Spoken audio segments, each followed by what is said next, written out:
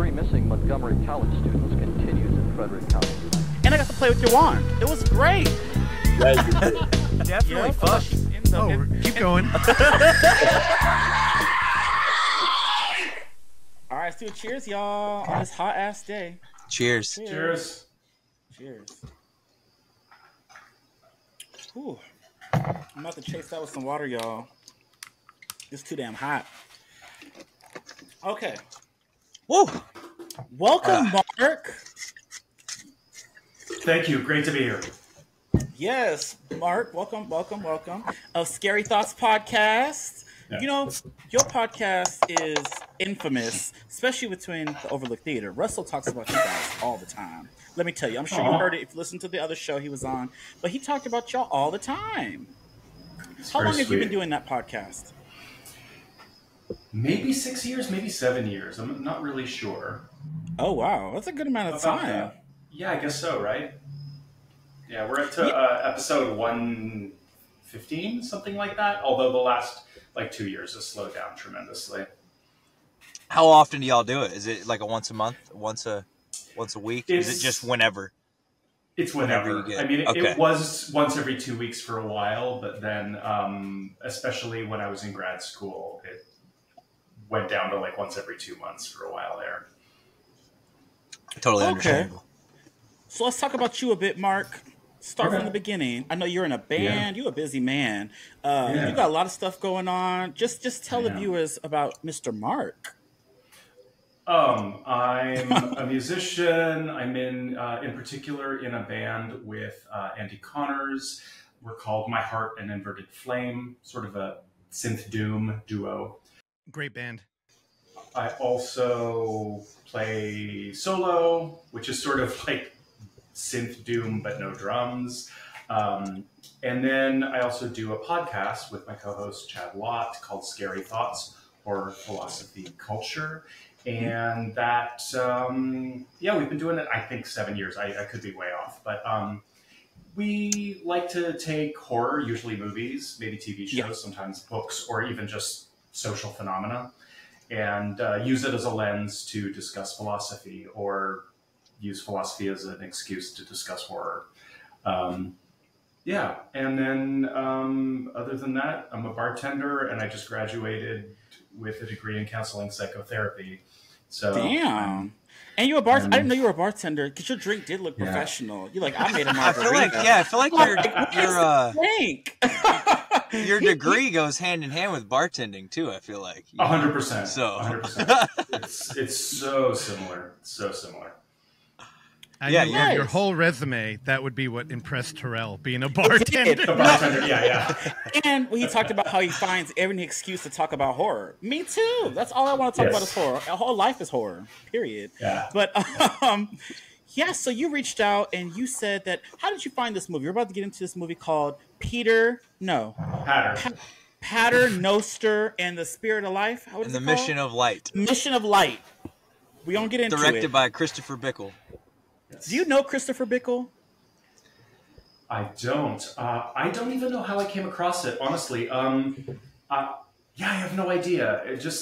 I might have come across just some email that mentioned it, and I saw a bunch of people in flowing white robes with the word horror next to it, and I was just immediately like, I have to know more. Did you see Bad Girls? The one before it? Bad Girls. His movie? His before it, yeah. It's the only one I've seen. I'd never heard of him until this one. Me either. That was the first one I saw. I think there's actually one before Bad Girls too, but I haven't seen it. I think it's called The Theta Girl or something like that. Okay. But I'm also very curious about Vampirus Psychedelicus. That looks pretty up my alley as well. Oh, hell, I don't know about that one, but that seems, just off title alone. Right? That sounds... Yeah, so, Pater Noster and the Mission of Light. So basically what this movie is about on IMDb says Max, a young record store clerk, stumbles upon a rare vinyl LP and is drawn into the world of the 1970s hippie commune. An invitation to the remains of a cult and an unholy spawn leads to the grave circumstances for Max and her friends. Y'all think that summarizes that movie pretty well? Yeah, and I think IMDb in less words, you could even say Wicker Man by way of Sgt. Pepper, you know?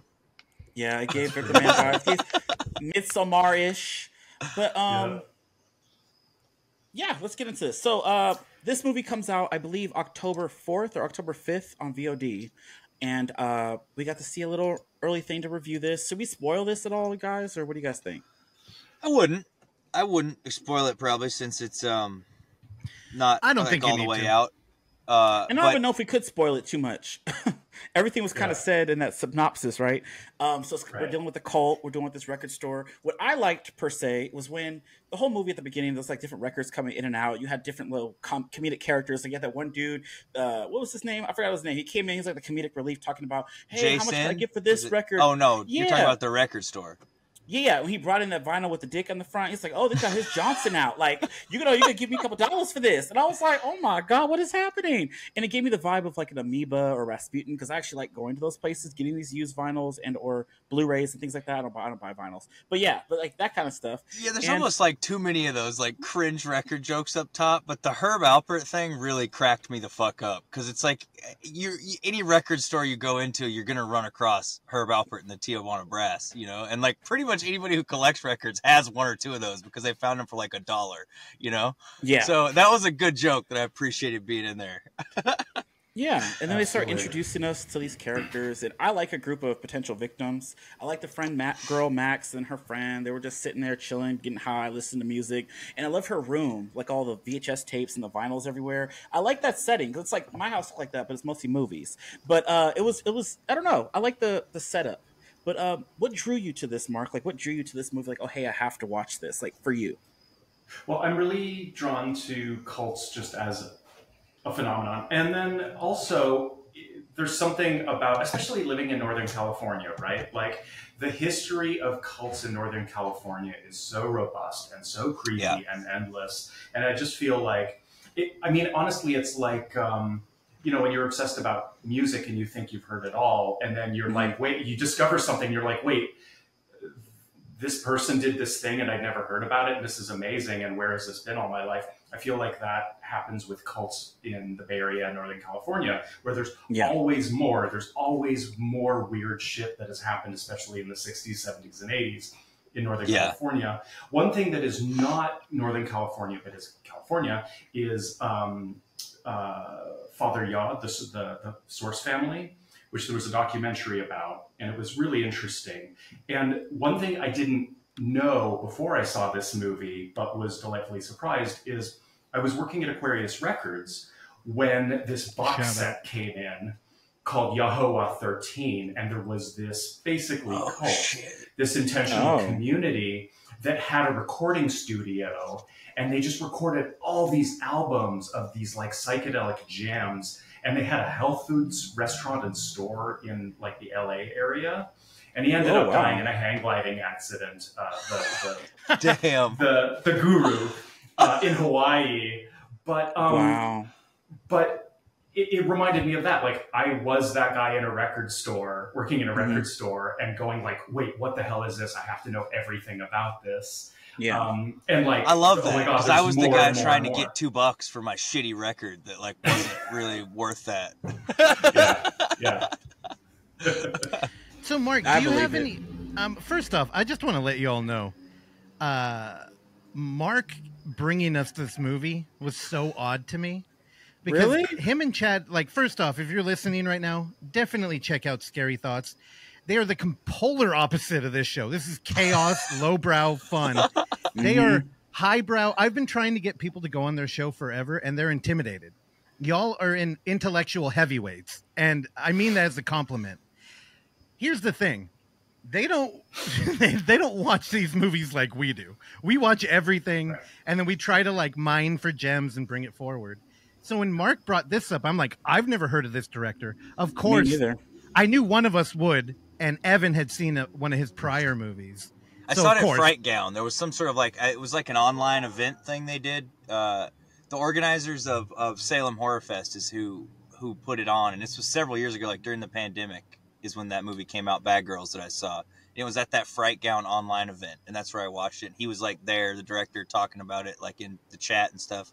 And so I just messaged him and sort of started like an online relationship with him. And I had told Oksana, I'm like, I was going to see if I could get a screener to this and bring it as one of my movies here pretty soon. So it was cool that it came in so organically like this. Yeah, I was excited to watch it.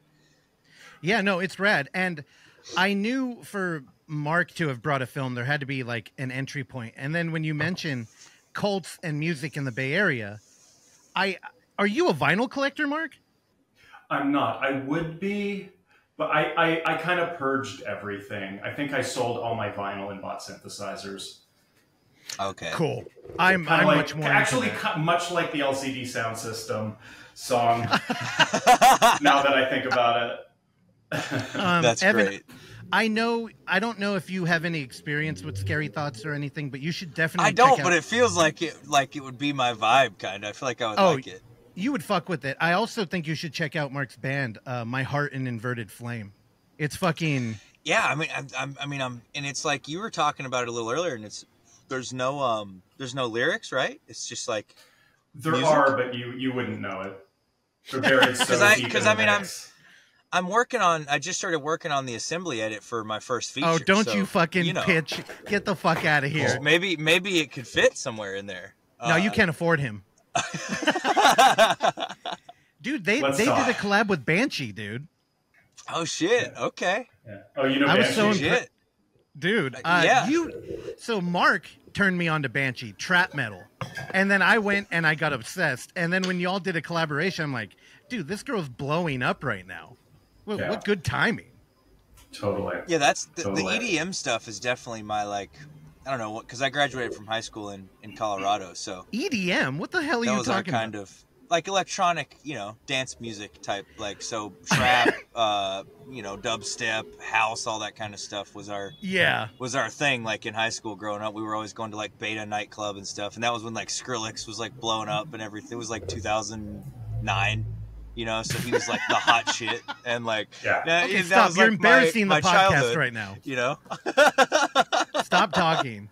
No, but Mark, I'm curious. Have you ever, like, I know the People's Temple, which is, now Mark, I know you're Canadian, and I remember listening to Scary Thoughts when you were talking about the whole becoming a U.S. citizen. I thought that was super interesting. But growing up in the Bay Area, like, I'm landlocked. I've never left. And my parents, anytime Jim Jones would come up or the Sacrament, like the movie, I would always get these stories of like 1 degree removed, like, oh, your uncle was a part of that temple, and he got out. But I don't know anybody that had any People's Temple like records, and I know they put them out. So is that like an equivalent? Like, are those worth big bucks or? Maybe, I'm not sure. I don't think I've ever seen those. Yeah, I know he had a couple of musicians that came in that he kind of like, abused, like everybody there. And some fantastic singers. Evan, you're a vinyl guy. Have you ever looked into that kind of stuff?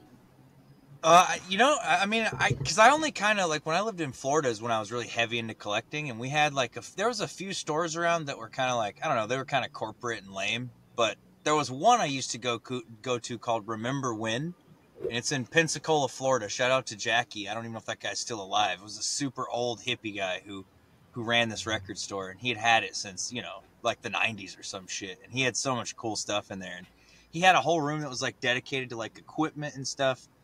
Like, so you could go in there and find some really crazy off the wall shit that like you had never heard. That was the only record store I would ever go to where I would find stuff that I was like, I genuinely don't know what this is, or like it's, it was some off the wall crazy like local shit, or like something that was, who knows, there could have been cult records in that place, like I think that's kind of the point of interest that I have here, where it's funny.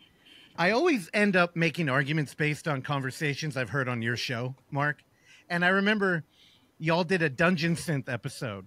Yeah. And Chad kept saying he had nothing to contribute. Yet you guys got into one of the most interesting conversations I've heard about like this current trend towards analog and like the physical format. And there's something about like used vinyl that you're like, man, this might be like an evil person, and they recorded it. And I think, we do a found footage fest, and I think that's kind of at the heart of what we're chasing. Like, anybody could have filmed on VHS, and there's something about this haunted artifact. Well, like most vinyl collectors too have that sort of same like vibe where they want you know, like found footage fans want the original like thing, Yeah, or the yeah. and vinyls fans are like they want the original pressings and stuff, and not like reissues. And so there's definitely some culture similarities, I would say, between the two. But what are we chasing? I mean, that's where I feel like there's difference, because I mean, with music fans, it could be so many different things, and I feel like with found footage fans, we have more in common in terms of what we're chasing. I think There's I think actually there's something. Oh, go ahead. Go ahead. Please. I think there's something really strong about the idea of authenticity running through all that. I feel like so much of late 20th century Western culture is about chasing authenticity. Somewhere around, you know, it really comes up with like jazz and the beatniks, and whether it's hip hop or metal or punk, there's this like, there's the poser and there's the true fan, the people who are living it and the people who are fake. My image seems to have frozen, but I think you can still hear me, right? And I wonder if this is like yet another expression of that need for authenticity, is the physical artifact, the thing we used to take for granted and is now just like in landfills. Some people are like, we want the artifact, we want the real thing. And even in what you guys are describing and focusing on with found footage is whether it's the illusion of authenticity, the illusion of the artifact, or it is about creating these artifacts, these physical pieces of media. It's about touching something real, which I think is always a losing battle. There's no there. Oh, yeah. But I think it's really fascinating that we're always sort of chasing this true, real, I think you're right, unmediated experience. Yeah. No, I think you're right. I remember one time I found and I don't even remember what fucking album it was now, but just things that you would find inside like used records when you buy them versus new ones. Like I found there was a giant piece of paper that they had folded up. They had handwritten lyrics to most of the songs and drawn like doodles on the paper and stuff. And it's like, that's so fucking cool, because somebody like did that, who owned that record and loved it and appreciated it. And then it came into my hands, and it's like, you get to kind of secondhand see how much it meant to them, you know, and in turn it makes it mean more to you, I think. Dude, the best for that kind of shit is tabletop books. Because so many times people will write their name in them because everybody's bringing the same thing, and they'll put like notes and shit. And I used to love that, like trying to figure out who owned it before you. But, you know, when we're talking about like hunting a evil artifact, it's funny because everybody like in popular culture, you know, VHS is hot right now. And after what Fantastic Fest just ended, and everybody's like, this is the best one. Right. But it's like, what are we doing? We're still doing the VHS. And again, I'm not talking shit because I want to watch it and I'm a fan. But this like chasing the evil artifact, yet at the same time, and please, nobody kill me for bringing this up, but Traplore Ross, the YouTuber, has been documenting drill rap, which drill rap is literally happening right now. And then you have like live documentation of like, I guess it's not fun because it's on SoundCloud. But, you know, these people are talking about killing each other, and they're doing it now. And I just have a hard time imagining a group of girls going to, like, a project and being like, oh, shit, we're going to get the original drill tape. Where there's something about, like, right? There's something about, like, hippie culture that feels kind of like, you know, in The Wicker Man, you go to the island. I mean, we're going to the island to investigate a crime. But it did kind of feel like a vacation spot. Like, nothing bad's going to happen here. So there's definitely something culturally different where, you know, Pater Noster. Is that how you say it? Pater Noster, you got it. Yeah. Oh, you did it good this time. Pater Noster. I mean, that chasing the artifact thing is literally what brings the demise of our heroes in this movie. Is they, especially Max, is trying to find that original thing. And for her, it's not about the money. I mean, there's the like, oh, it's worth all this money. but she wants it for herself. She wants to have it. She doesn't want to hear sell it. It was so rare. She wants the album. She's not like Evan. Evan would have sold this shit and got him some money.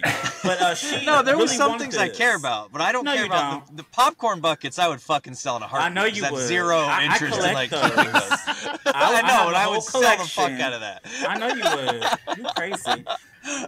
Anyways, this movie, on top of all that, what I liked about it was all the blood and gore and all the splatter. Did y'all get to that yet? I had technical difficulties. No, that's the third missed act. it. We're still up top setting up. Oh, got you. Terrell, Okay, I missed stuff.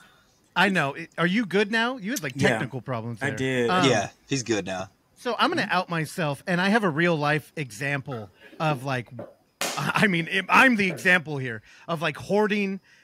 Okay, so there's a movie that I framed a poster. Thank you, Terrell. You did a fantastic job. I think it was you and Mikey. It's right behind me. Oh, Murder, yeah. Death, Koreatown. This is a movie. Mark, have you seen this? No, I've never heard of it. And that's why. Well, first off, that shows how out of the loop you are, Mark. Yes, you didn't Yeah. come to What the us. fuck, dude? All right, This movie. Yes. Well, You let ain't gonna me find save you it. the trouble. You can't watch it. You can't. And that's why I have it framed behind me right here. So we premiered it at UF2, I believe. And the director, writer, star who wants to remain anonymous came out. He brought Terrell a Blu-ray. He scared me, Mark. Mark, you know how I like to sit right at the front Mark. in my seat at the Balboa Theater. And Evan, Yeah. don't cut me off. What you gonna say? I'm just saying you could watch it. Let's talk. You know. Oh, shut the fuck! Do Oh, not do girl. that. No, because here's the thing. Take note, in this movie, everybody was like, "Oh, how can I hear the album?" They're like, you can't, because this shit's cursed. And when you put it out there, you fucking fade away into another dimension, or so you die. Yeah, but it was right? scary because this movie wasn't supposed to see the light of day. So we showed it, and then the guy behind me he comes to me. It's this white man, and I was like, "Who is this man?" He came up to me and handed me a package, and I'm like, "Okay." And I opened it, and it was the Blu-ray signed to me because he knew me on Instagram who liked the movies, and he's like, "Oh, I did this movie," and he heard me gasping and talking. You know, I commentate, and he heard all that shit because he was sitting right behind me, but I didn't know he directed, wrote, and made this movie. So it was really cool. Shout out to him. I can't really say his name or any of that kind of stuff because he's anonymous. Well, he told us before, like he was there because he just wanted to watch it with But you the didn't crowd. tell me he was behind me. He told two people, "Don't tell anybody I'm Got here." you. And then during the Q&A, he stood up. Yep. Like I don't even think we did a Q&A. After he was just like, "Hey, I'm here. Thank you all for You know, coming." that was and it. then He didn't talk. Nope. Yeah. But his movie, so we showed it digitally and somebody complained and it got to him. The movie does have like a little bit of a blurred ethic there. It is centered around a real murder that he has nothing to do with, but it was in the newspaper. And his character was looking for whoever, he's trying to solve it. Yep. But it is a real picture of a real person in it. So I think they got to him and he pulled it everywhere. Yep. You can't watch it. And I brought this up because I own the movie 5 times in 5 different Oh, yeah, the formats. VHS. Yeah, he do. He has hella copies. Now, before anybody emails me again, yes, I did try to contact him to get a Blu-ray made. No, he has stopped replying. This did work for a little bit. I know, Evan, I think you're one of them. Yeah, I wanted a Blu-ray hella bad, but He I didn't had to get you settle one? for the. I had to settle for the digital copy I have that I got from a sketchy source. But what is the one he gave me? It's all made. It looks nice. He signed Yeah, it. he did do Blu-rays for a minute, but now Yeah. the whole site is scrubbed and Got everything. you. Okay. So I think I have the Blu-ray we screened at the fest. I have 2 VHS. Now, Mark, this is the kind of guy we're dealing with. He made 3 one-off VHS tapes. I think one of them is a Jim Jones recording that cuts out into his movie. Like kind of like, you would tape over like your home recording. Yeah. You made a that's mistake. great. You're like, fuck, dude. You taped Yeah. over Jim Jones. Another one is 9/11 in the news broadcast. And then at UF, we screened it was like a highbrow ballerina performance that cut out. And then we destroyed that one, but I kept the tape. And I'm not joking. I get emails regularly from people going, "How can I get one? I heard you have one." And it's like, well, I did email him one time. I think Oksana hit him up, and he did make a couple for people. And then we hit him up again, and Nothing. nah. So I understand. Like, I'm a collector, and there is a part of me that thinks about selling my what is that VHS, Terrell, that people always comment on? I showed it to you. Serbian people film. always talk. Oh, yeah, okay. everyone wants that. Someone's trying to give you like $500 for that I mean, movie. you got a bunch of VHS tapes because that Gummo VHS tape you have is like, I don't know, like Yeah, $50 to those are $100 around. online. I've never at even least, seen though. that movie. Mark, have you seen Gummo? Oh yeah, I've seen it a few times. Yeah. I haven't seen Gummo. That's Gummo's Russell's great. favorite You movie. should try. I'd love to be a fly on the wall while you watch Gummo, Terrell. Oh, goodness. So bad. Is it like Okay, Trash well- Thumpers or something? It's the same Tangential, director. same guy. Oh, Well, here to bring it back to the movie, let me mention, Terrell. You were talking about her bedroom and the like yeah, tight I like that. shelving with all the vinyl. It was so tight. That I was loved great. it. She had a lot too. She had a great collection. Oh, two things, and then I'll pass it over. One, I normally cringe whenever they portray a metalhead in a movie. Totally. Yeah. I thought this guy, good job. He was kind of a dork. The one with the straight wig. He The had. drummer? Was that a wig Yep. or was that real hair? I think 'Cause he that was a too- dork in the ways that I Evan bought. always cutting me off. Oh my god! You see this, Mark? That's what I deal with every week. Well, This is the we'll last talk about- episode, isn't it? We ain't on Newsweek. It's okay. It's just a okay. conversation. Yeah, let's, For you, Terrell's you asking- to hear your mouth. Every time I talk, you cut me off. well, let's go back to what you wanted to talk about, Terrell. I forgot. Are You you just interested in derailed me. buying a wig like that? No, I was just wondering because it looked like a wig, did it not? It was too It did. perfect. I've Yeah. never seen a rocker guy A little, I guess, but that looked because they usually don't give a fuck about the hair. It just look a mess. But his was just so freshly like No, no, perfect. I didn't even pay attention to that though. If I'm being You honest, didn't? with It depends. No. It depends on the subgenre, Terrell. If we're talking death Oh. metal or something, probably not. They don't give a shit. They're out Yeah. in Florida. It's They hot. roll out the If it's bed. hair metal, it's literally in the name. I didn't know there was a thing. You would dig hair metal. I don't like the term hair metal. I prefer glam. Oh, Although like it's Steel all heavy Panther. metal. I like them. Yeah. Oh, see, there you go. Hey, there you go. Terrell, look up Poison. You might be Oh a yeah, Poison I watched fan. Rock of Love, all 3 seasons. Oh shit! Okay. Period. And Okay. I saw the sex tape. So I'm on board. I get it. We here. I get it. Every rose So- has its thorn. Dude, how did I not know? Here's the thing. I think that drummer was a very good portrayal. Like, he's kind of a dork, but he's very serious about the dumb shit he's into. And then he brought on one of my other favorite characters, which was the fucking radio host, played by Tim Capello. Yeah, that guy's tight. I like that. Right? Y'all know Tim Capello, right? Oh, yeah. And that, if I, probably surprising No.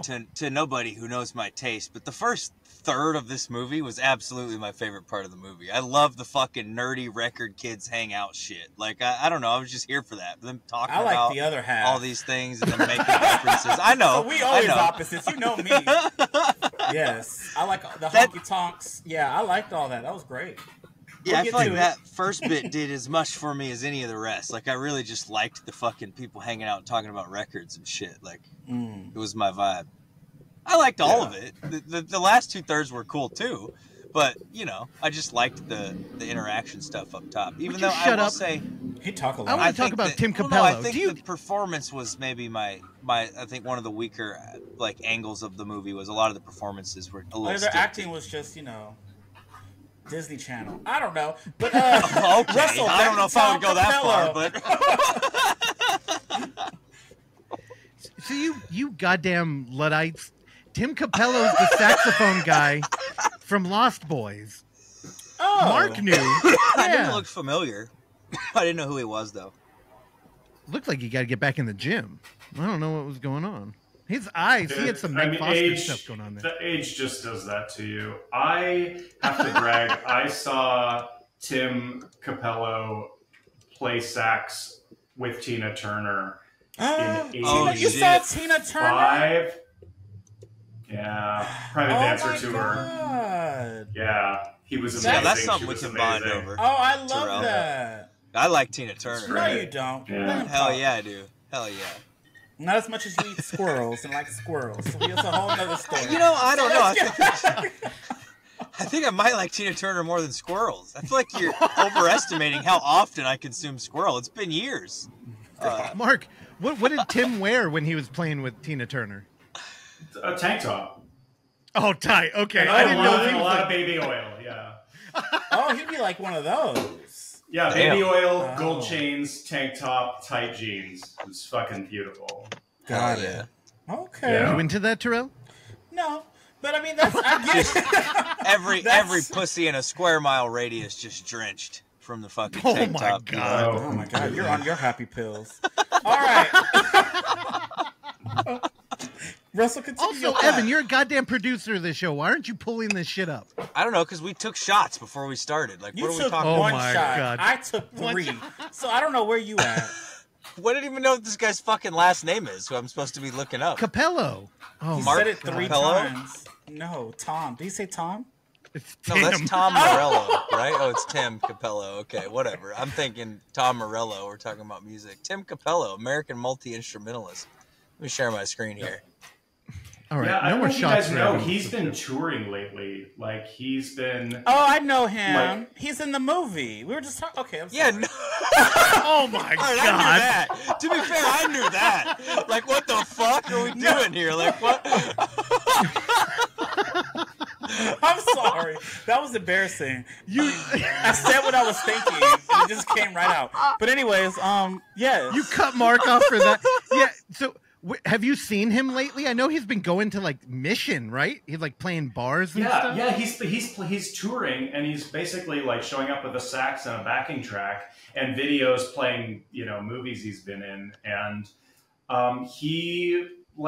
punk bands will open for him, and he just seems like that art is great. That's fucking badass. Like, That's really special. Wow. You're a Oh, dork, man. Evan. Evan is weird tonight. that's fucking badass right there. Look at his that should be on the side of a van. A Like, van? that's fucking tight. That's tight. So, do you But know what his claim to fame? I got like the night he played at the Knockout in San Francisco. I was getting like videos from friends who were there, like sending me like messaged me videos, and apparently he's really fun and like totally like shows up to these stinky dive bars like there's no place on earth he'd rather be than like playing for the kids. I think he like gets the appeal, which is really cool. He like he's not a Tommy Wiseau. I don't think he begrudgingly acquiesces to the appeal. I think he's like, yeah, I'm that guy. Yep. Hell yeah. Yeah. He definitely made an impact when I first watched Lost Boys. Right? What I was kinda- just to give some context for the van reference, I was thinking of that episode of Robin Big where they spray paint they airbrush the fucking art on the van, and it's the style my of God. his fucking art. Like, I could see it on the side of a van. So he's Evan. got like riblets on his tit. That's tight, dude. All right, back We to gotta the talk movie. about- Back to the We movie. got to talk about some oil paintings. I mean, honestly, that's a good segue back into it. Like, yeah, let's get like, back to the movie. I don't know what he's talking like about. airbrushing on a van. van is very of the era of where a Pater Noir may have been a Noir. Why do they call him that? Noster. Pater So- Noster. Mark, does that name mean something? Like, is that a playoff? Father, I don't know. It was What the lamp- fat is man that at Latin? the Is it end. Father Knight? Is Noster Knight? Father Knight? Maybe. He's in the movie. Y'all watched it? No, I know, but I'm like, it felt like it was something more like a double meaning. No. It was just a No, fat man. Latin word Noster means ego or This us. wasn't a Latin movie. They're a cult. Father Well, yeah. Ego's a good name for a cult of personality. Yeah, it is. It's Yeah, good. and cults. Yeah. What language do cults usually read shit aloud in? I don't know. They were honky tonks, so I doubt they could read that. So I don't know. I mean, So it probably means our Father, Pater Noster, because it says like our or us, so it's probably our Father. Sounds good. Let's just go with that. I don't know, but that's just what Google told me. I don't speak Latin personally. we know. Oh my god. All right. This movie kept reminding me of that band. What is it, Mark? I know you'll know. The Ghost. Polysymphonic Spree. Oh, the Polyphonic Spree. Yeah. There we go. Yeah. Yeah, I've seen them. Polyphonic Spree, like, I think they're fucking delightful. But there's a little bit of me. How do I put this? wouldn't it be amazing if it turned out that the polyphonic spree like actually were responsible for murder? Like, wouldn't that be incredible? Like they just seem so jubilant and love it. It is all love and light, you know. They're just this choir. It's white people revival music, right? It's indie, is that what indie, they look like? Indie dude. They look like that. That's them. That's wow. the band, dude. They're so colorful. Right? Oh, not in that picture. They're all white. It's a lot of clear shit. I mean, I saw them live, and it was wonderful. Like you saw this live? Yeah, it's great. Did they put a spell on you? I'm not familiar with this. What kind of music do they play? Evan, why you keep cutting me off? I liked my question better there, personally. It's not a million miles from something like, I don't know, Arcade Fire with more I literally voices. thought of Arcade Fire when they came up because there's fucking 15 of them. Yeah. No, that's great. Sorry, Terrell. Did you think? What were you asking? Was it better? You didn't hear it because you cut me off. It's not about being better. I think getting the Arcade Fire thing was because that's immediately what I thought of when they came up. I'm like, there's fucking 17 of these people. This is Arcade Fire if I've ever seen it. Oh. Yeah, no, I love it. Okay, we're gonna have to babysit tonight. Terrell, they're kind of like the white Wu-Tang Clan. Okay. Nothing for sure. Okay, fine, nothing, dude. All right, Terrell, get back to the movie. Yeah. So you were continuing, then you got cut off. So you're talking about this band. Continue on before we get into the next act. So no, a group it's of friends just are about to go into that car. They got a car roll up, and they wanted to just take Max. Remember that? And she's like, I ain't going nowhere without my friends. And then he gonna drive off and then come back. Where'd that man go? The man just disappeared. Remember that part? It was a lady. Oh, I thought that was a man. Yeah, they drove around the block and someone disappeared. Yeah. It's like dropped her off on the other side of the block. Yeah, that was creepy. Was that supposed to be She whispered campy? to him. She whispered to him, and then they looped around, and she wasn't there. But I think she told him to do that, right? Was the vibe I got. She leaned over and said, "Hey, fucking make room for all of them. Let's kill them all." And so then mind they fucking... you, that's where the shit got creepy, because that was weird to me. I wouldn't have gotten in that car. Would y'all have gotten into this car? Terrell, you just interrupted Evan. Good. He interrupts me all the time. I can't even get a word out. Oh, let's fucking go. Mark, we're fucking homies now. That's legit. You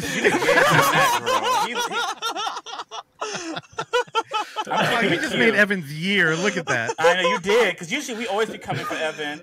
Evan always cut me off. Oh, did I upset the balance here? No. You did. No. Normally the guest will come in and there's like they feel a need to help Evan out, and then by the end of it they flip on him and they understand. It happens every time. Yeah. They feel bad for him, and then they realize why we do what we do. Seriously, it's annoying. Give him a squirrel. He'll be happy. God, I do think you have like a point there though. And this gets kind of back to my King Von like conversation, where I don't think you would get into a car with fucking King Von and his boys to go get a tape. Yeah. But there's something about cults, and I think it's kind of like the demeanor that a modern American has, where you look down on people who are religious, and you're like, clearly you're dumb. And I can kind of maneuver through here, and I'll always have the upper hand. And then, I don't know, I guess it's just like an arrogant way to approach it. Yeah, I think you're getting serious, and I feel like if we're gonna get serious real quick, I do feel like when they're standing outside the bus at that one point in the movie, and they get to the cult's place, and the woman, the like Barbara Crampton-esque lady who's kind of the head of the cult, the one that was jacking off with a pretty boy. No, not that one. I think it's a different one who's giving them the tour. Having a good who's time giving with the girls dick. The tour. It's a different woman. But my favorite part, enjoy it. But she talks about at one point, she gives them this speech that's like about how these people have radically different beliefs and stuff, and I feel like there's a divisiveness suggested there in that scene that I'm like, I just got done shooting a scene in like the most poor rural part of Florida ever, multiple scenes, and all these people welcomed me. So it was like and they're all jacking you off. I don't know. It was like a weird, like I didn't experience that kind of thing. Like I don't know. I just noticed that in this movie that it was like a weird generalization by that bus about like every Christian is bad. And I'm not a Christian by any means. I wouldn't say I don't practice religion. Like I don't go to church every week and stuff. But I'm just saying, like most of those people that I've interacted with, and I'm in the South, like in the Bible Belt. Are there extremists? Sure, but are there extremists on every end of the spectrum? Yeah, you know, like I think for the most part, people are pretty accepting, you know. But I think one thing in this, at least in the context of the movie, that's well set up is, you know, there is the question in so many horror movies, like, why are you going into the basement? Why are you getting into the car? Why are you going near that van? Why are you following that person down that forest path? And at least in this movie, I'm sorry, I'm going to come back to this like authenticity thing, but no, for sure. But she's chasing this like authentic experience, right? It's not just about the authenticity of the music. It's also like she wants to touch something, and so you get. I think it's set up that like, yeah, she would get in the car. This is all she cares. This is the kind of thing that is all she cares about. So she's got this obsession where she is willing to take risks. And like not even be afraid of how totally creepy and ridiculous this is, because maybe that's exactly what she's trying to experience and touch, you know? Yeah, I would totally bought into the fact that they were willing to stay there for sure. Like I was like, they have a purpose for being here. They really want this thing. And even the metalhead guy was like, the minute she brought up that band, you could tell he was like, oh fuck, you know? She's cool because she knows about this, and you could tell he was way into him too and wanted to be there and to pursue it. You kind of can just see the excitement and all. I agree. Yeah. Yeah. Well, I have a question. We were going to do no spoilers, but we seem to be going sequentially. Where do we like? I know, Russell. You're doing a play-by-play like I do. Oh, I don't know. We can stop there. I mean, I think probably story-wise, we're probably about as far as we should go, huh? To the threshold. Well, we stop at the threshold where they enter. Let's lurk about here at this threshold for a minute. And I mean, one thing that I think is interesting to think about is the history of other movies that are about cults, other horror movies that are about cults. And actually, it didn't occur to me until today that Russell, last time I was on a podcast you were associated with, you had recommended The Empty Man, and so I hadn't seen it. I just watched it literally like 2 hours ago. It was great. Yeah, it's really solid. But it's another sort of like, what's the enticement? Why is there something about this cult that he wants to keep chasing? Yeah. It's almost Please tell me you're going to get Chad to watch it and you're going to do an episode on that. Maybe. Oh, you fuck. You better. God damn it. The same kind of thing that happens in like Zodiac, right? Where you just see a person become really hung up on one certain thing and they can't, it's like they need closure on it and they can't move past it kind of thing. It's a similar, I think, feeling that this girl has is she wants that last record. She wants to know what it sounds like, what she wants the kind of closure on that. But she never really is able to get it. You know, with Zodiac, we're dealing with like an infamous serial killer who was taunting the public different. Yeah, it's not exactly with the cipher. But also think about it in like the real world where there's an audience of people, especially again out here in the Bay Area, dealing with another wacky serial killer, right? And I think an audience kind of wanted a conclusion too, because we didn't really get one. And you know, when you relate it to this movie, the main thing is when they're in her room and they're talking about this band, I think it only gets mentioned one time that they're kind of connected to two murders, maybe. So it does kind of feel like the main interest here is the financial benefit of flipping the record. I mean, one of the characters owns a record store, and like a point of conflict is that she wouldn't give the girl who kind of took it from a guy who was selling it. What she offered him $50 credit. I think the group has different levels of investment in it too, right? Of the main girl is all fucking about it. So is Jason, but some of the side friends, and especially like Sam, I think she has more interest in selling it. She was talking way more at the beginning about, oh, this is worth that much, and you just gave this guy $50 for it. So I think that's kind of interesting, though, right? That the friend group has different. Well, Sam is the one that owns the record store, right? Yeah, she's the redhead. Sam. So, I mean, it's kind of what she does. I don't know if she's the manager, owner, or whatever, but she's like the one who runs the record store. Yeah. Oh, she's the owner. I think she's Is she the owner? I think she pushes back against a customer about that. Okay. Yeah. And when after they get the record, she's like, I'm pricing it at 500. So it's definitely like a point of contention. I don't know. I can't help but think that they went in there thinking they were just going to take advantage of him. And it's pretty interesting, like thinking about it in California, because the movie we always go to, like we just introed Texas Chainsaw and we hung out with y'all. And that movie's kind of like, urban versus rural, except California's got a really weird culture where it's kind of dominated by like urban living, yet it's a lot of rural. And like Northern California is where Jim Jones moved because it was the least nuclear threat. And then he came down to the Bay Area. That's interesting that was what determined where he moved, the least nuclear threat. Yeah. Well, he was also a big social activist too, and he did do a lot of good stuff. And and then he came down and he got power corrupts. You know what I mean? He became absolutely. Once you become a cult of personality, you just start having orgies, and then it's all downhill from there. Drugs get involved. I don't know. I feel kind of checked that I didn't know about this movie, and I'm glad you brought it to us, Mark. Yeah, if I may confess, I feel like Chat in My Domain is like, political philosophy, and then horror is almost an afterthought. Whereas y'all are so deeply enmeshed in horror and the cultures around it, and like I came across this movie and I was so stoked none of you had heard of it yet, because I was just like, fuck yeah, like I can't believe I found something, because I feel like you guys know everything. You know what I mean? Like or we pretend to. We try. I believe it. But Mark, here's the thing. I'm sorry for jumping in, but you're lucky that it's good. Because if you find a random horror movie that the subject matter is like, oh, I fuck with that. Like, how many times I've been burned by a D&D horror movie? There's like, they're not good. No doubt. Yeah, well, this one was tight. I liked it. Me too. Although, if I can ask sort of a meta question to the three of you,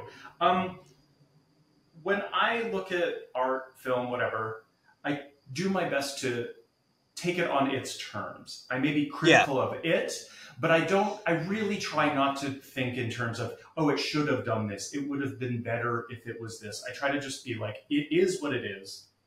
Now what do I think of it on its terms? Yeah. And I don't watch a lot of really deep independent cinema. And I deeply respect, was it Christopher Bickle? Is that his name? Yeah. I deeply respect his ethos. Like, other than just being an indie filmmaker, he's just like punk values, like support indie filmmaking. Like, it seems to be an agenda of his, and I deeply respect that.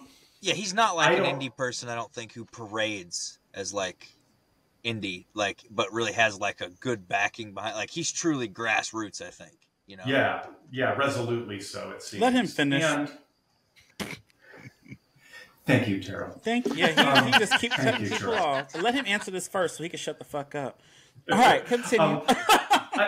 I was just sort of wondering how y'all approach that because it seems that a majority of the cinema that you support be careful. About...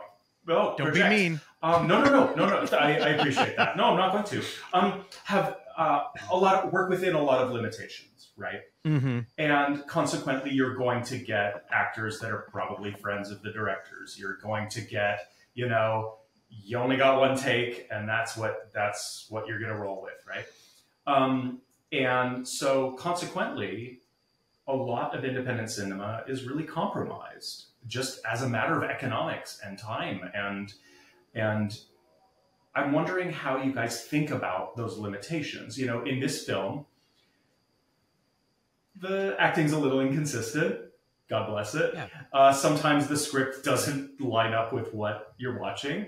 It's totally fine. But, I don't watch movies that have so many of those points of friction. And I know you guys, it feels like that's the majority of what you watch. and I'm Yep. curious how you Definitely. guys think about that. Tubi all Yeah. the way. Yep. Go, Evan. You really Just want don't me to cut answer off. first? I was going to say, because I really think, I think I'm drawn to those kind of movies. If anything, I think, and maybe even to draw a line back to what you said earlier in the show, I think a lot of those imperfections and those kind of compromises lend itself to an authenticity that you maybe don't get when you have a million tries and an infinite budget, you know? I sort of like the limit. I think you really find the greatest examples of the craft that maybe ever existed when you look at stuff that's like put under some sort of limitation and they had to make it happen anyway, you know? And sometimes people fail miserably. Don't get me wrong. It's not always great, but like, I think when it does succeed, it's that much more impressive and that much more like inspiring to watch. Yeah. Go ahead, Joe. Yeah, so you're okay. Yeah, so for me, I like, I watch a lot of movies. I watch like the big box movies. I watch a lot of Tubi. On Blu-ray Tuesday, I do a lot of Tubi reviews. And a lot of those movies aren't good of all the things that you stated. But I find enjoyment in those. Like, I am entertained by a lot of that kind of stuff most of the time. Sometimes you get stuff like Trash Humpers, we mentioned earlier, that I just cannot dissect. A hard 10 masterpiece. Yeah, no. And then there's certain movies like The Inverts that I just couldn't, get into. Okay. But also, I'll send you a screener, Mark. There's movies that that I find enjoyment. Like with this one, the acting wasn't great, but there was a lot of moments. I like a lot of like blood and gore and like crazy moments and like crazy honky tonk shit, like the guy getting jacked off. That was insane. But that kind of stuff, like as long as I'm entertained with the movie, I'll find some enjoyment. Like Tiffany the Doll, that's not a great movie on Tubi, but I love it because me and Russell watched that. We hung out, laughed. It was great. So that's why I respect the indie lens and the grassroots processes that they go through.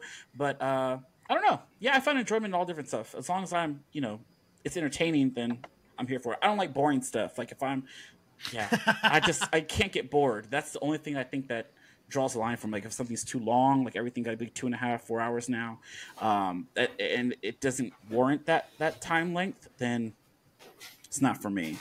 So speaking of boring, Terrell, how do you feel about like mumble gore? What is that? Strips? Oh, he doesn't know. What is that? Watch it. Like Baghead or like movies that kind of prioritize emotional authenticity and human interaction, like Grieve, but still have like horror shit in it. A lot of mumblegore has like a very light script too. Yeah, it's just mostly just scenes and nothing's happening. Just I'm looking out a window at the sun for 10 minutes. I couldn't do it. No, I'll get bored. No, because I'll start thinking about other stuff, and I'll be like, "Oh, okay, let's look at this sun," and I'll be looking at, and I notice things that not the average person be noticing. Like, right, Russ? When I be watching movies, I just be noticing stuff. So I'll be going elsewhere. So for that, I don't know if that would be for me. Man, you did kind of raise an interesting point there, Mark. Because Terrell, so me and Terrell have been watching. We've been wading through the muck for a long time, and it's fun.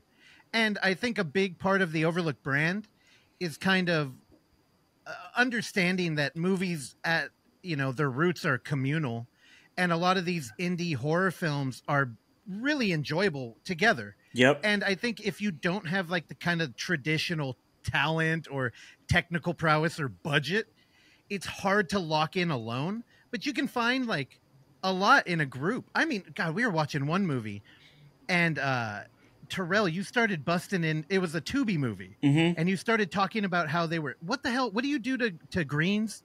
You're like, oh, my mom used to make me do this to collard greens. Oh, when you have to like clean out the chitlins. Yeah, and I was like, you just went into the story, and it's like, I don't know. I've known you for years, but that would have never came up unless we were watching some weird movie that was not holding our attention. So it's not like, I don't think you can give a movie a pass for that. But on top of that, when you've seen over 5,000 films, you start to play with outsider art, and it becomes really valuable. Yeah. Or if you're a creator, here's the thing. I'm going to go back to your podcast. And the one thing that I just can't agree with Chad is he's a big proponent of garbage in, garbage out.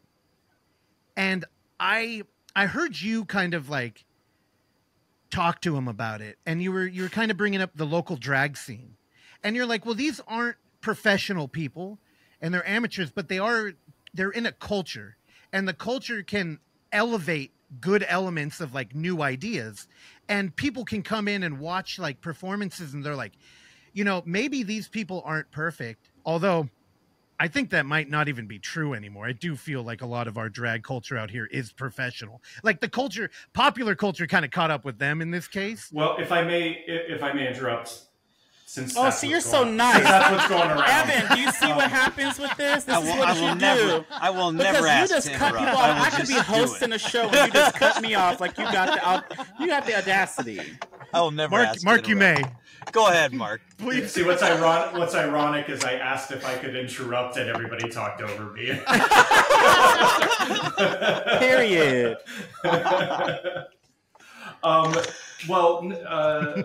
No, ironically, for me with drag, I wouldn't put it exactly how you put it. Because I think that it's not about professional or for me, it's that, you know, Chad and I on Scary Thoughts often talk about great art, and I'm like less invested in that idea. And drag for me gets less interesting the more polished it is. I don't want it to be bad or so bad it's good, especially because like if you're watching a movie in the so bad it's good territory, you don't necessarily know the people. It was maybe an Italian movie made in the 70s and you can have a chuckle over how incompetent it is or the language makes no sense. But like being in the same room as someone who's doing something that doesn't make sense, it's laughing at it is. Well, do you think a sense of self-awareness Don't comes cut into him that? off, Evan. Well, I'm asking about what fair he question. said, Yeah, fair question. I think that sometimes that's part of it, but I'd be more interested in a like thrown together last minute self-aware messy drag number than any RuPaul. Like, I agree. I have no interest in RuPaul at all. I'd way more see a small town drag show than any moment on RuPaul's Drag Race. And I don't know that it's about authenticity. I think it's more about intention. Mm-hmm. I don't care about what RuPaul's Drag Race is doing. I do care about a local scene playing weird avant-garde music and making some weird shit with it. You know, I mean, that was the thing. Yeah. You know, when I really first started discovering drag was around Tranny Shack, and it wasn't about playing club hits. It was about playing like Coil and Belle and Sebastian and like really strange choices for drag, right? Yeah. Whenever I think of the garbage in, garbage out, I always think like, well, beauty's in the imperfection. And I like a lot of movies that don't make, like one of the movies I always go back to is Videodrome. And I feel like Videodrome sets up a very clear problem and it's building towards a very like obvious kind of solution. I mean, the journey there is very surreal and fun, but it falls apart in the third act. And you're like, man, I'm invested and I'm paying attention and you fucked up. Like your shit doesn't make sense. But then, you know, postmodernism and shit, you start thinking about it and you start making arguments for it, but it never quite works. And I mean, in our found footage world, I really think that's part of the reason why the Blair Witch is still so prominent, because that ending gave no catharsis. Like people were not happy with it. Yes. Like, so I guess you couldn't call it a perfect film, but the impact is forever. So I'm like, yeah, we just discussed this we just covered Alien on Scary Thoughts, and that was part of the discussion, is part of what makes that such a scary and perennial, I don't think that's the word I want to use, but it's still relevant. It's still scary. Right. It's still great. Is that it has no answers. It's just there's this thing, we don't know what it is. It just murders people. We don't know why. And then it's just kind of over. And that's a lot more terrifying than every film that follows it, where you just keep getting more and more answers. My favorite movies don't explain shit. I feel like I don't need that. I don't need that like hand holding. Like here's what happened. Here's like give me something to really like fucking think about when your movie's over. You know, like that's what you know. So I don't know. I like that kind of stuff. More than Evan. Well, think about it this way. So like The Witch, right? Like these heavily studied, researched. Like they're bringing up a lot of real stuff. Like you could learn and think about them. That's like a different kind of application than a movie that doesn't feel complete. I mean, I know that's not the nicest way to put it, but I know a lot of the film we like leave a lot of narrative room so that we can kind of fill in the gaps. And it is weird because you would think of like Mumblegore doesn't get a lot of like highbrow praise. Well, or so something like Red Raven's Kiss that we showed it off, virtual. That movie is a murder mystery that never tells you who did it. It just leaves it up to you to decide. Like it just gives you all these camera angles and all these perspectives, and then goes, well, it's like a game of Clue, and you have to make your fucking choice at the end, you know?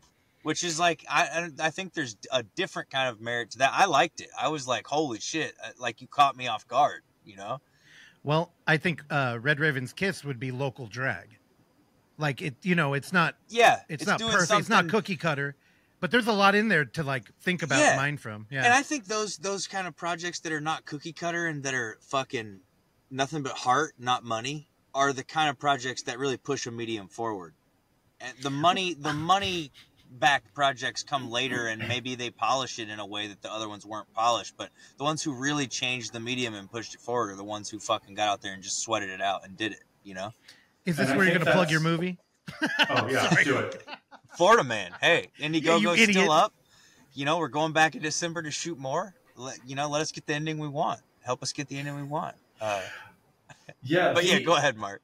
Oh, no, I think that's what you're speaking to is something that really draws me to horror, is because it's a genre, especially above a certain price point, a budget. Above a certain budget, it pretty much guaranteed to make its money. Yeah. But they're rarely blockbusters. So I feel like horror is this space where so much of the experimentation in cinema can happen. It doesn't happen in rom-coms. It doesn't happen in porn. It doesn't happen in action movies, generally. A lot of it happens in horror because people are just like free to try shit. And the consequences are you'll probably make your money back even if it's not totally cookie cutter the way a lot of rom-coms are, let's say. And I love rom-coms deeply, so I'm not speaking ill of any genre here. It's just that like the part of me that likes to go to a weird drag show because I want to be surprised. I want to see something I've never seen before, and I'm more likely to experience that on some stinky bar's fake stage with a damaged sound system than I am at some big well-funded super club. And I feel like horror, but for me, there's a medium in there with horror cinema for me. Like I have a hard time below a certain budget, despite my respect for it as a consumer. For me, like like I love seeing live music, but if the guitar's not in tune, I can only root for you so much, you know? So what is why you never come to the film fest? I feel like I might be somewhere in between you and Russell, though. Because shut up, Evan. Russell, you've literally asked me on this show before, do you like horror? That's a question you've asked me on here. Yeah. Because I get mad at like people just doing tropes. I'm like, what the fuck are we doing here? Like, why are we just doing the same thing again? But I get that that's what some people want for. Like, I get that's what. So, Mark, as of recent, what kind of what horror films have you watched recently that entertained you, or that you liked a lot, like recently? Longlegs is a deeply flawed film. I loved it. Mm-hmm. I thought, Nicolas Cage, obviously is the best, right? Mm-hmm. But even outside of that sort of gem in the middle of it, I kind of just loved how fucking weird and nonsensical. The pacing is very strange. Yeah. I really appreciated that. I just watched Empty Man earlier today. That's a good one too. I thought the ending was a little weak, and Jacques Derrida High School, I think, was like a stupid choice. That really irritated me. It wasn't funny or pretentious or anything. It just bad. But I kind of liked the idea of this vague. A lot of the times in horror, Evan, are you clackety clacking Jacques Derrida? Is that what the? your mechanical Yeah, I'm keyboardist. trying. I'm trying, but how do you spell this? JACQESDERRIDA. I was trying, but I was He's like, the man, I'm spelling fucking bee this up. champion, by the way, Mark. He knows how to spell everything. I do, but that's not a word. That's a name, so that's not the same thing. It's French. Here we go. Yeah, that fucking guy. Oh, he looks scary as hell. Is he a cult leader? You know what? Yes. He probably is. It's a cult episode. Look at this cult leader. He's sort of responsible for a lot of what's wrong with Western civilization. Holy shit. So, yeah. He just did everything. I'm sitting here reading this, and he's just responsible for everything.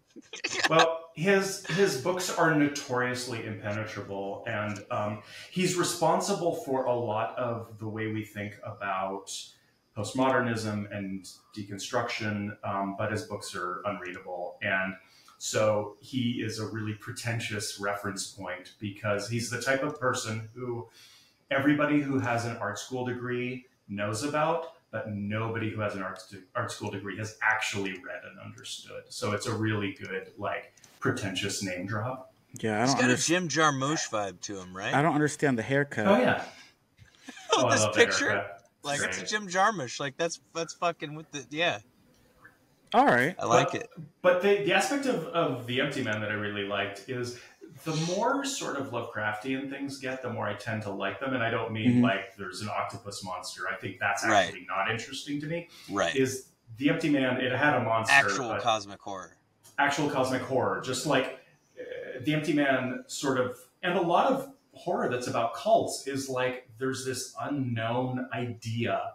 There's this sort of like mimetic thing happening between people that somehow is about power and control, and maybe it's about maybe it is cosmic, maybe it's spiritual, maybe it's pure evil.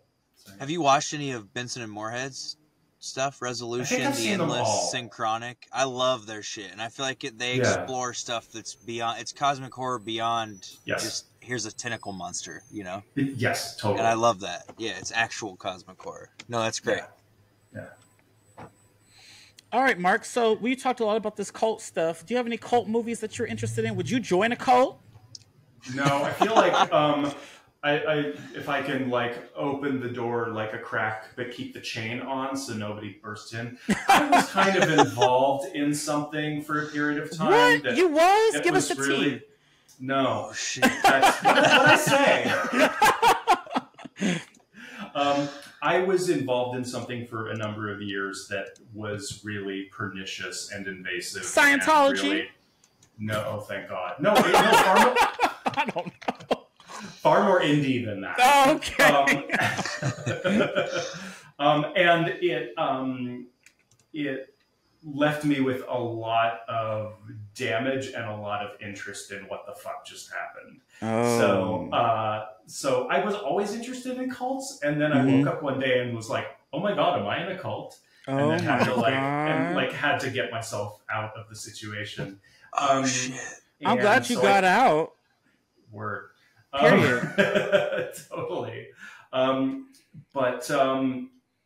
Yeah, I'm super into movies that cover that terrain. It's really interesting. So I watched the most recent cult movie I've seen. Well, Asriel just came out in theaters. That's kind of like a cult post. Well, they don't speak, but they're a cult, and they're led by this woman who's pregnant, trying to give birth to like a demon or some shit. That was crazy. But before that, there's a found footage in-world camera movie in the vein of like Unfriended and things like that called Invited. I think it was directed, produced, written by the people who did. Is this right, Russ? Who came out with the found footage? The found TV, yeah. Okay, thank you for cutting me off and giving that answer. But Helping you. found TV that just dropped October 1st.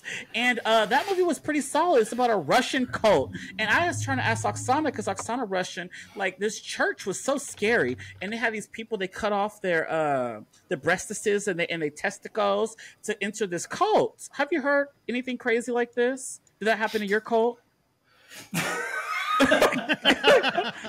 No. Okay. But anyways, this movie's called Invited, and you should watch it. I will totally watch that. Yes, it's on totally Tubi. For me. Yes. I also love the one.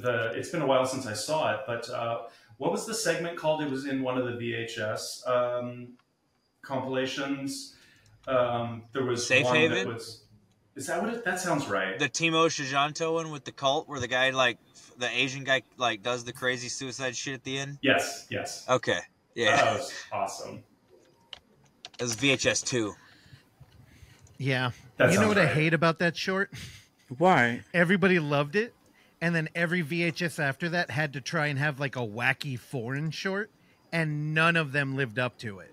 Like they kind of missed the mark. Like instead of doing something interesting, and actually the movie was really visually striking too. Like I love the way that you like go into that labyrinthian school and then come back out. Yeah, everything else is just like didn't they do like a stop motion one after that? Oh, you liked that like- one. I didn't like it. I did not. I liked the I didn't like Safe that. Haven one. Everybody loved Timo's in, what was it, VHS 94 with the robotic guy and shit. No. But that movie, I liked the vampire right wing terrorist sect short. That shit was crazy. That's Like, from our homie. Yeah. Ryan Prowse did it. Yep. It was tight. It was so fucking tight. I also Mark, think are this you movie, in? just real quick, because there's something I would love if any of you know what I'm talking about.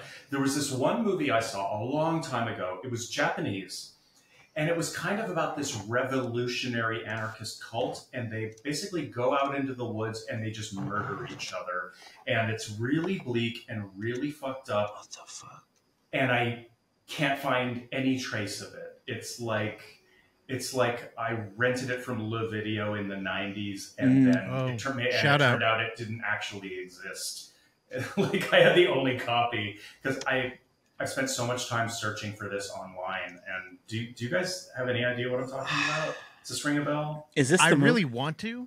I don't think I do though. But do you have any other details? Yeah, can you give me more? It was just a bunch of young people, probably like early 20s, sort of in this revolutionary cult about resisting mainstream Japanese culture, and then they just murder each other in the woods. That's kind of it. Oh, I never heard of that. Holy It sounds shit. interesting. It was, and like the movie left a big impression on me. No idea what it was called. All right. Well, anybody listening, I know y'all love these Japanese movies. Hit us up if you can Help find us that. out. Comments, please. Find that. Yeah, But what were you going to say, Terrell? Oh no, we're on the VHS topic, and I was gonna ask if you like those, because when this episode drops, I believe this Thursday, the new one comes out, VHS Beyond on Shudder. Oh, cool. Are you guys gonna check that out?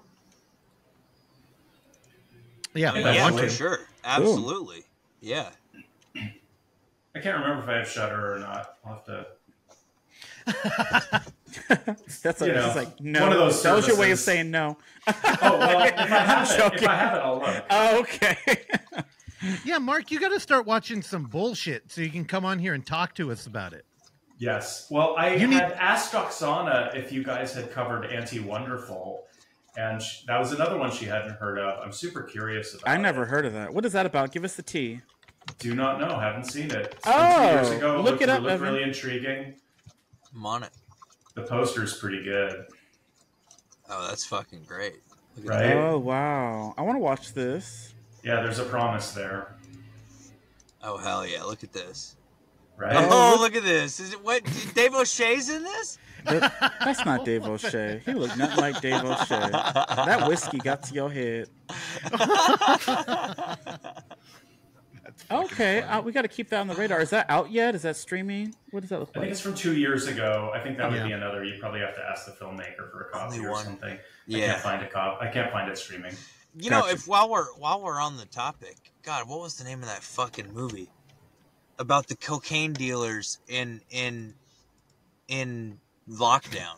They're like in lockdown. It's during COVID, and there's this cocaine dealer who's like an alien.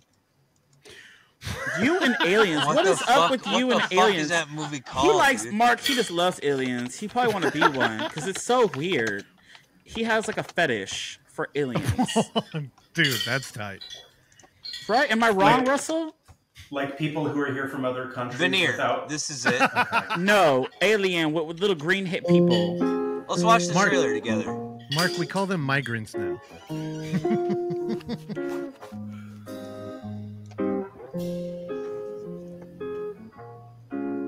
Look at that bun. I feel like you cut us off with the trailer. This Yeah, he time. did. You know, when this long night will fade away. Oh, I'm in. Go back to our old ways, to purpose strangers. Oh, I'm I out. love a white guy. I love a white guy willing to rock a Yeah, grill. Russell loves that. I love this movie. It's going to stretch. Oh, I'm out. His arms on the road, turn as they can with his shrill call into purpose strangers in disguise. But until then, Wait, why did you play? What is this? Yeah, I don't know. This is really weird. Evan, why are you wasting our time? Is there a cult Now in watch this, man? this. This is fucking incredible. We're almost He's done. drunk, you guys. I'm so sorry. 40 seconds. Just watch it, dude. All right. Okay. the sunlight from melting down. Look at his face. You tell me he's not an alien. You tell me he's not a fucking alien, dude. Look at this shit. What is this? Why are you talking about aliens? That's what I'm Because this saying, guy, Russell. This is so I weird. think this guy is an alien, and I don't. The movie never explicitly tells you that. Oh but my it god! implies And it, this and I- fucking trailer. I think this guy's a fucking alien, dude. I'm like pretty sure. You're embarrassing yourself. All right, so No, I legitimately, that guy's a fucking alien. I think the filmmakers Oh. intended it, but you can't buy the movie now. You used to could rent it on their website for whatever you could name your own price. So I did it. What'd you I say, gave a him, like, penny? I gave him $20. you gave him for that bullshit. Yeah, Did he send you a? What he send you? And so, but you can't like buy it or rent it or anything $20. now, and it just didn't come out. And I want to watch the movie again. You don't So if own anybody it out for there- $20? You rented it? No, for that I much? rented it for pay your own price, and I was like, I'm gonna be generous and give him $20 because it was a tough time. Everybody was going through a hard That time. movie, it did Terrell. look like it was a tough time. I cannot. What was that? I liked it. I really liked it. I And know it's- you and did. if- You just look like you did. I'm so happy. If you know, Whatever tickles your pickle, bitch. All right. So, if Moving anybody has on, a copy of just- that, send it to me. anyone want You to know what? You guys were like talking about how near the end of when you record, you start to turn on Evan, and I'm really gravitating towards that right I now. told you. I Yeah. told you. And this is toward the end. I was about to wind this down, but I told you. Period. Future guests, you'll see when you're on here on this platform. Right, Russell? Here's the thing. It happens Evan, every time. I love you to death, Evan. I'm so confused why you pulled that up. Me that was too. Great, though. I know.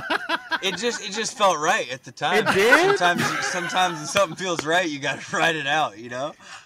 Amen, brother. That should have been his minute. That was more funnier than that stand-up comedian minute he did.